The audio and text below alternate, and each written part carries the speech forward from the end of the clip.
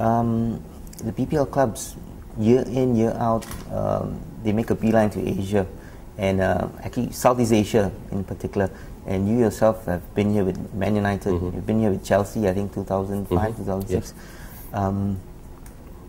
Do you think that, I know Southeast Asia is a great marketing arena for the PPL clubs, but do you think the Big Four especially could do a little bit more by maybe taking one or two up-and-coming young players as part of the youth academies? Well, there is absolutely no restriction on where we bring talent in from, and a good example is the 14 different nationalities that we talked about. So it is about having, and we are seeing more Asians. We've got Koreans.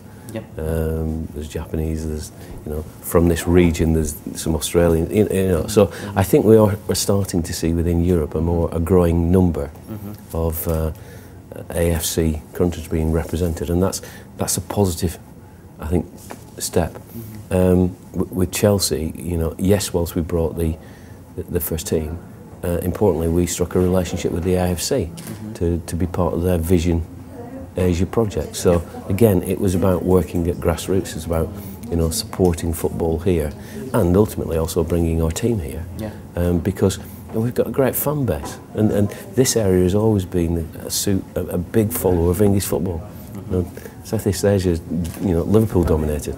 Manchester United's got a great support base, and over the last 5 years, then Chelsea's supporter base has increased. So part of this is rewarding the people who are actually supporting and hopefully helping to grow the sport here by doing the right things.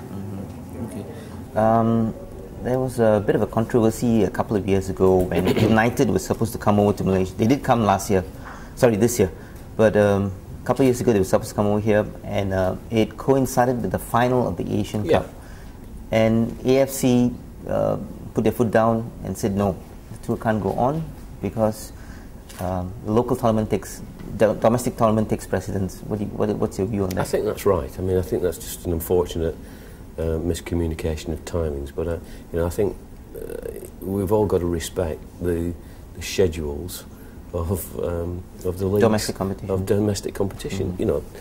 We're very, very involved in Champions League and European, but the domestic competition is really the it's the every week, every day piece. So you've got to be respectful of that.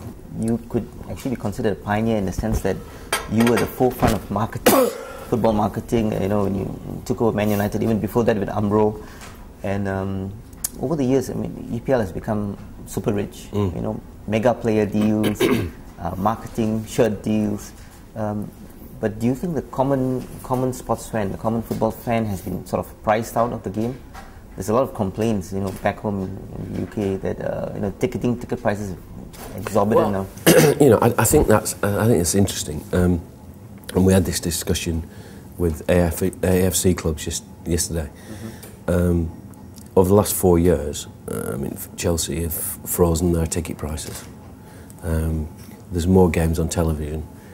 Those games on television means that there are more games not played at 3 o'clock on a Saturday afternoon. So there's different challenges, and the more successful the club is, then clearly you're playing 3 games a week. And I think you've got to understand the impact of that on your supporter.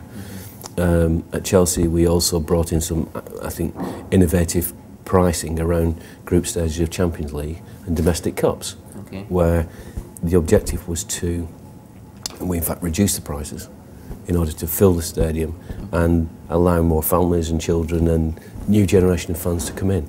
So I think the truth behind ticket prices increasing is not exactly right. I think every club's looking at very innovative ways of addressing that issue, and yet it's still a major part of most clubs' financing. And fans still want you to invest very heavily in the team or the facilities. So I think it's a balance, but I certainly think that English clubs have recognised that the one area that we've got to do is maintain our stadia as full. It's great for the team, it's great for television, it's great for the fans going there, and as a consequence of that, you just can't keep going back to the supporters to keep increasing prices. Okay, talking about Chelsea, you know, United have a 75,000-seater stadium.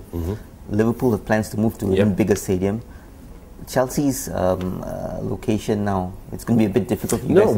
No, we're 42,000. We're full every game. You happy with that? We're happy we're full. Would we like a larger stadium? Yes, I think we're on record as saying we are. But the location of where Chelsea is unique. It's the most central it can be, and you know, trying to find a 20-acre site close to where we are is extremely difficult. So we'll continue to look at ways of trying to expand our stadium where we are. We'll continue to review other opportunities, but we're not going to move from Stamford Bridge just, you know, and disrupt the absolute core of our supporter base and heritage for the sake of you know, some more seats. Okay, is it possible to expand the stadium as it is now? It's really difficult. When I don't know if you've been to Stamford Bridge, I've been to Stamford Bridge. We've got High Street, we've got railway, and we're really hemmed in. It's tight, and it's not until you turn the corner you realise there's a stadium there. Yeah. So it's very difficult, but it's you know, we'll continue to explore. Okay. Could this be the year that Chelsea finally win the Champions League? Oh, we say that every year, and we've been so close. Huh? You know, we've been to one final, 5 semi-finals. Yeah. You know, we look as though we'll get through the group stages again. Okay. The team's very strong.